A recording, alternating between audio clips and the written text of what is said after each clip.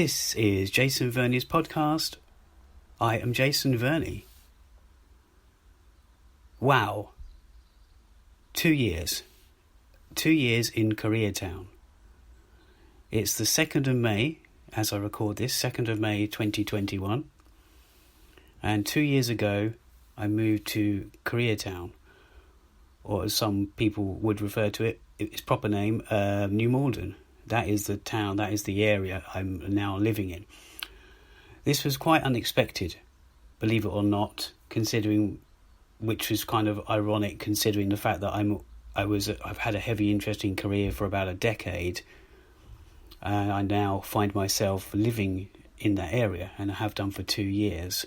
So I wanted to use this podcast and this particular episode to reflect on certain aspects of living here, things I've learnt, people I've met, places I've discovered in the area, and even projects I've worked on, and general sort of feeling for the area. But before I do that, I just want to talk about this podcast itself. This podcast, although I call it the Jason Verney podcast, it was originally, and I still intentionally want to keep this, but it was originally called F.L.I.C.K.S. Now, the F.L.I.C.S is essentially each letter stands for something important or prominent in my life. Now, so that's F.L.I.C.K.S. So we have films, because my love of films. I'm sure there's many people that love films, but I write about them too on my website, minimovie.com, and I make films. Life, so it's life in general. It's a bit vague, but it can be travelling, which I do quite a bit of, or I did before this dreaded situation we're in happened. So we've got films, life, then interviews, because I will be having interviews on this podcast. Not only that, I've got many interviews, especially with Korean, Japanese filmmakers and musicians on minimovie.com, and also on my YouTube channel, which I'll come to in a second. There are interviews there, and there'll be more interviews appearing on there. So just to backtrack a bit, so it's F.L.I.C.S, we've got to films, life, interviews. C is for camera. That relates to my filmmaking projects and art projects and videography work that I do. Then we have K. Now, of course, that is Korea, as in North, South Korea. And then we have sounds, and that's music, whether that's Korean music or world music in general, or, you could even say, not commercial music, but more well-known music. I will just say a couple of things as well, because this podcast is available, like many podcasts, it's available on more than one platform. It's available on iTunes, it's available on Spotify, YouTube. Now, as I mentioned YouTube briefly a second ago, I'll just give you the channel name, just in case you're not listening to this via YouTube. So my channel name is, it's youtube.com/Jason Verney. So there's at least 3 platforms. You can also find it on Spreaker and a load more. So I'm going to talk about the situation that I find myself in now, and the situation I found myself in 2019, when little did I know that I would be soon living in a place that's very Korean, to say the least. It's actually Europe's biggest Korean town, or at least it's Europe's biggest Korean population. I think, don't quote me on this, but I've mentioned this on other podcasts and other vlogs as well, which are on my channel, that there's potentially, I think it's around between, let's just say, it's quite vague, but let's just say between 15 and 20,000 Koreans in the New Malden area. Now, that could be surrounding areas. Essentially, it's New Malden itself, but that does spread out to Worcester Park, probably as far as Sutton and Kingston and other areas. Rains Park is another one. So, and that's North Korean refugees and North Korean people in general, and South Koreans. Let's just call them Koreans, because let's face it, that's what it should be. It's just one Korea. even if they might not mix as well in the areas that they are. But there's reasons for that. So let me take this story back to the time when I arrived, or the reasons for me arriving in Koreatown, and Koreatown as in New Malden, which is in the UK, but it's in Surrey, but it's also a zone of Greater London and Zone 4, I believe. I should know. I used to get the train every week before this situation. So what happened was, I was living in Kilburn, which is northwest London. I lived there for about a decade. That was where I kind of was based when I was, whether I was visiting, whether I was going to film events, filming stuff itself, collaborating with people, or whether I was going to cinemas. I love London for its independent cinemas. That was all mostly done from living at one particular place in Kilburn. I was almost going to say Koreatown then, but Kilburn, which is northwest London. Great place, Zone 2, and fantastic transport links.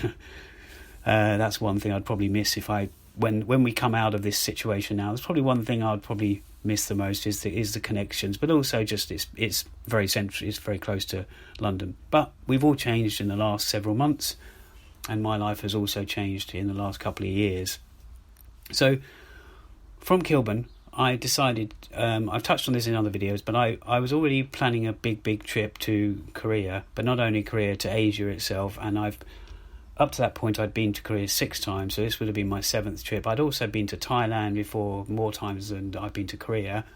And I've also been to Cambodia, but I wanted to go there again.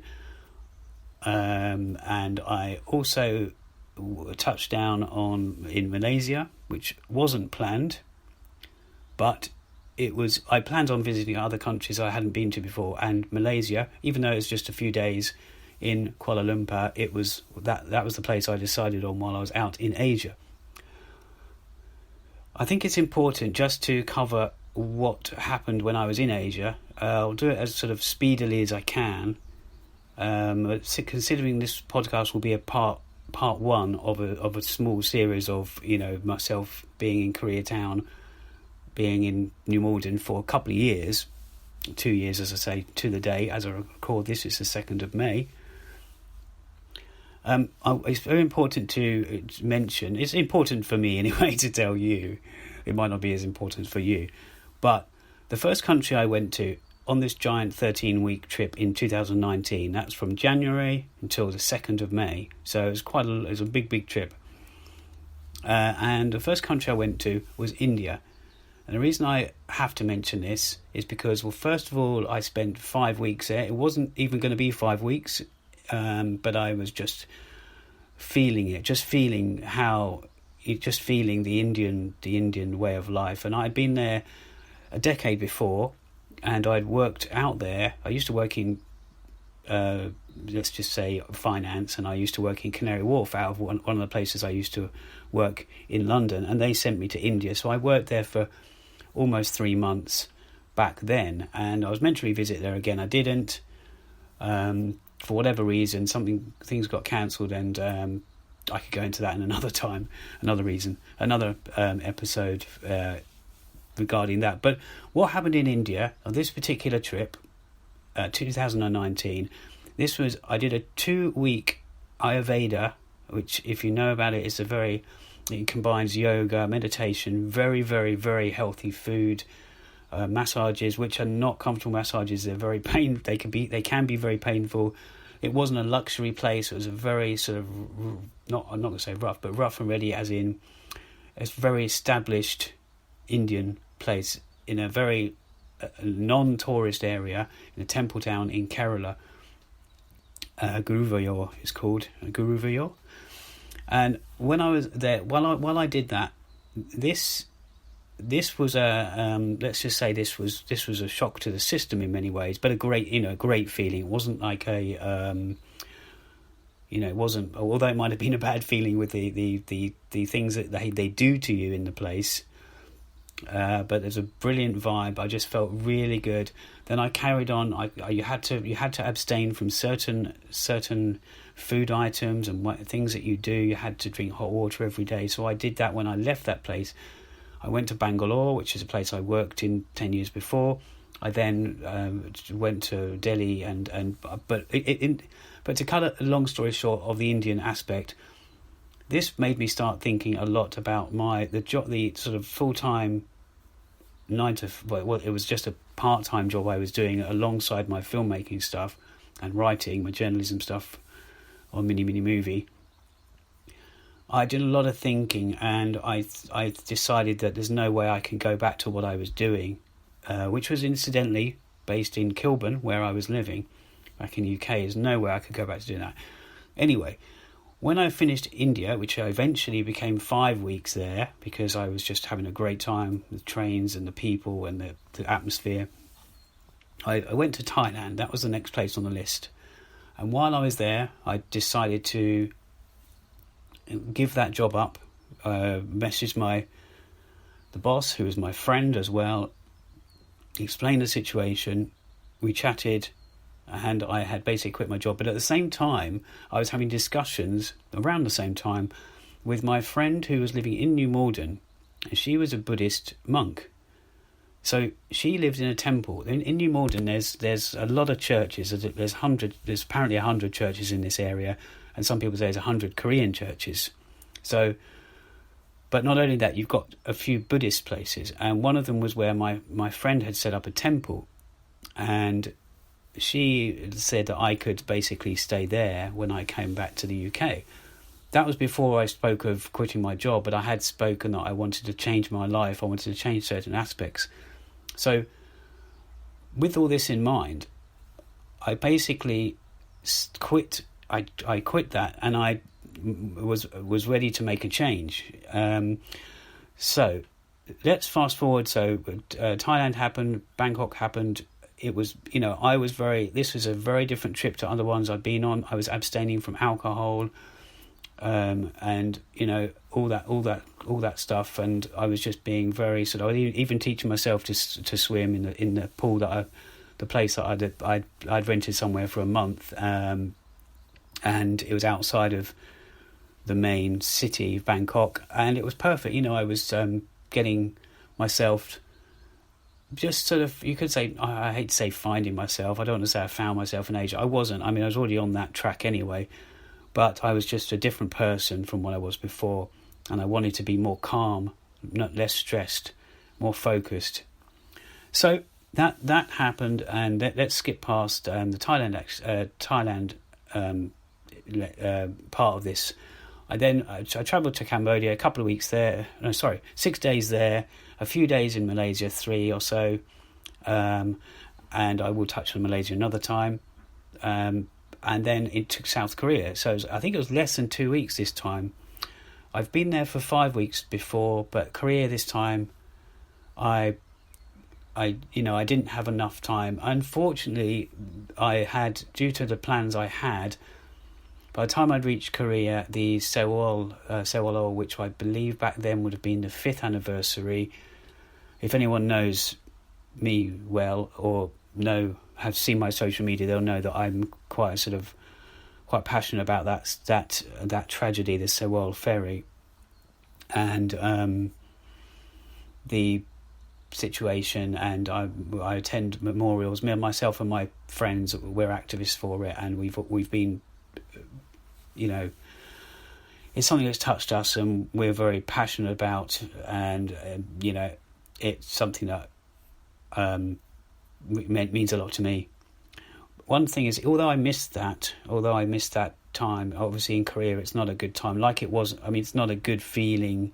It's not as bad a feeling, I suppose, as when it happened in Korea in 2014, April 2014. But obviously on an anniversary, it's not a very good feeling between certain Koreans. Most Koreans, I'd say, but there's certain people that choose not to feel it or not to reminisce about it. Maybe let's just say. What did happen though, when I did get to Korea that time, I did actually attend an exhibition to do with Sewol, thanks to my friend. and that was one thing I ticked off my list. I did get to Jeju. Another thing I'm passionate about is Kangjong Village, which is where they built the US Navy base, and I've been going there 4 or 5 times now. I get involved with the dancing and the praying and all the stuff that goes on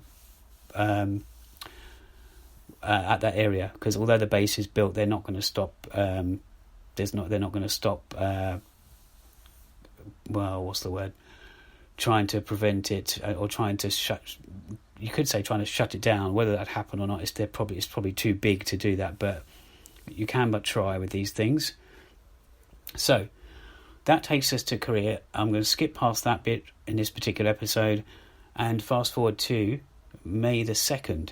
So May the 2nd is when I left Korea and I was heading back to the UK. Due to conversations that I'd been having, and also with the person that was living in the place in Kilburn that I was living in, where all my stuff still was, I ended up flying back to the UK, but instead of, even though I started off in Kilburn, I went to Korea via those other countries. I ended up in Koreatown. Basically, I landed in Heathrow, and I went straight to this Buddhist temple, my friend's place, in New Malden. And of course, that was a shock. I mean, that was a shock in another way, because obviously I had been used to being on my own, in my own surroundings. Oh, well, obviously I had made lots of friends on my travels, and I had a great time at the same time. I think actually talking about, we'll go back a bit, but somewhere along this change, it was a couple of weeks before the end of my big trip. I did have a few drinks, and I was back, you could say, back drinking again. So I'd kind of managed 8 months without drinking up to that point. So back to the flight from Korea, which was the 2nd of May 2019, came back to, Heathrow, but ultimately to Koreatown, New Malden. Of course, I then had to figure out how I was going to get my stuff, or when I was going to get my stuff from Kilburn down to New Malden in Kingston area. But that was something that was going to come. That was going to come in time, one thing at a time. So that's the way I was looking at it. So I stayed in that Buddhist temple for about 4 months. And, I was already doing yoga stuff that I'd learnt in India. And I was accompanying that with meditation as well. So I was already doing that, even though, bless her, my Korean monk friend, she was trying to get me into her routine, because that's what we had spoken about. I'd like to learn more about that, and I did learn a little bit more. Maybe not as much as I should have done. I loved sitting down, having the tea, the chats and the teas with her. Oh, I will mention one other thing. Ironically, when I left Kilburn, as in when I left at the end of January to go to Asia, the first person because I went to Bangalore for a handful of days before I went to my intensive 2-week Ayurveda stay in Kerala. I was having a few days in Bangalore, seeing some colleagues from like 10 years ago, people I used to work with, people I trained up. And the first person I met that I had, out of anyone, was ironically this Sunim, because Sunim is another word for the Korean Buddhist monk, basically. That's the best way I can explain it in an abbreviated way. But she was also in India at that time. But she had stopped off in Bangalore for a completely different reason. So I went all those miles because prior to going there in 2019, I was going sort of from Kilburn to New Malden to have long chats with her, great soothing thing, just talking about life and just having a laugh as well, having biscuits and tea and healthy stuff and rice and, all that kind of stuff. It was actually quite comforting, but ironic that we met again in Bangalore, because out of all the people I could have met, I mean, I had quite a few Indian colleagues from the decade before, but I met met her first. Obviously, she wants to, follow her passion and her journey, which is perhaps to go to somewhere like the Himalayas, or, follow get to her true calling and roots, I suppose. So 4 months there, it was very good. It was quite therapeutic, I suppose. Yes, I was still back in this country, so I was probably itching to get back to normal in many ways. Yes, I had started drinking again back in Asia, but come July, I'd stopped drinking. In fact, to this day, as I record this now, I say to this day, it's been about, I think it's about 20 or 21 months I haven't had a single drop of alcohol. So, and actually I'm in decaf coffee as well, but that was just my choice. I like to try abstaining from these things. So, a few months there, towards sort of September 2019, I then moved to somewhere very close to New Malden High Street, and that's where other ideas came to fruition, which are coming to fruition now, which is my a film I'm making, which is a short film / a medium to full-length film, because I'm doing 2 versions with a heavy Korean story to it. Hence, there's a shorter version probably and a longer version, which is much more relevant to Korean or the Korean diaspora. Of course, being in New Malden, we're very close to Kingston, and that's where in 2017, and I'm sorry because I have spoken about this on another video, I had my video art in the Kingston Museum and Library there as a part of a bigger exhibition. Another thing I'll touch on as well is the fact that the Sewol memorials I mentioned earlier, we did before this dreaded viral situation happening now.